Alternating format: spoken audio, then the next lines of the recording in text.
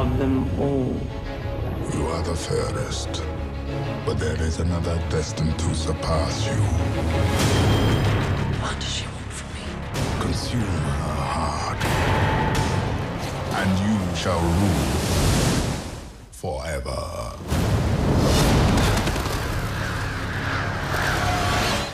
Now this week we were off to London for the red carpet and world-exclusive premiere of Snow White and the Huntsman, the latest take on the classic fairy tale. And it was an all-star cast as Charlize Theron, Chris Hemsworth and Kristen Stewart all hit the red carpet to celebrate. At first I was kind of surprised. I was doing Snow White. I was doing Breaking Dawn at the time, and I didn't want to focus on anything else. I didn't want to read anything, and they were like pushing this new project that was such a big opportunity. And I said, "What is it?" And they said, "Snow White." I was like, "Really?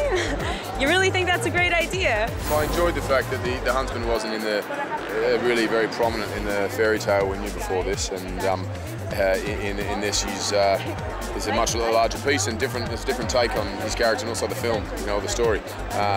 He's the reluctant hero, rough around the edges, but heart of gold in there somewhere. To me, every image you put in a film, you have obviously a conversation on whether it's going to be a massive special effect or you're going to try and do it in camera, but I love in camera. I'm a cinema fan. I think what Rupert's done is, originally fairy tales were not for children, they were to frighten adults. So I think he's gone back to that, which I think is a great way of doing it. And I think these guys who come from commercials, they are visually, they're stunning. He has an eye of an artist, so the way that he shoots is very graphic and it's visual. But I think what he has that's hard to find is a really good balance and marriage between that and character. He's really obsessed with feeling something and being emotionally driven by the narrative, and that's, to me, what was most impressive about him. He'd made plenty of big-budget commercials, and he's certainly a storyteller. He's written scripts himself and has a really strong opinion about, where this was going to go. But certainly, I think, not having done a lot of full-length feature films before, or any, there was a fresh, approach to it, and it was wonderful to have that sort of, new, inspired, not jaded, not cynical at all by the business, and he was just ready to go, and I think the film sort of speaks for itself because of that. I came to realize very quickly that it was such a not new, but just such a now modern way of presenting somebody who is kind of an ideal woman, and kind of like somebody who does more now than clean house and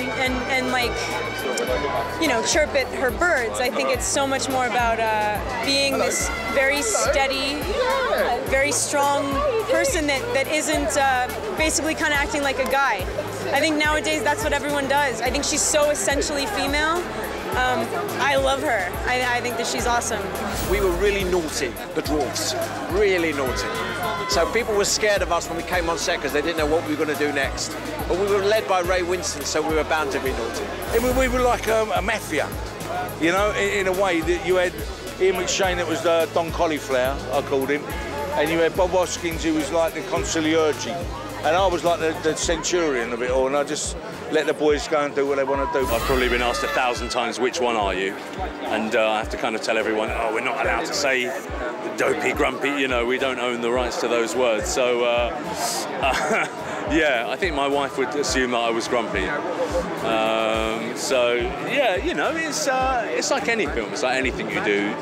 I think what helps, though, is when you turn up to do your prep, and Rupert, the director, he's done so much work on the characters and their look and where they're coming from and how we see, that it's pretty easy from my point of view. All you got to do is, do the dwarf walk, learn your lines, and sit back and watch. It's something that was very close to all of us. We all put a lot of love into it, a lot of blood, sweat and tears, a lot of hard work, and we really tried to do something that I think big summer movies lack, and that's just a bit of emotional depth to it. I think we really want to engage people and make a film that people remember, and if they remember it, I'd be very happy. For all the best in entertainment news, find or follow us on Facebook, Twitter, YouTube and mnc.tv.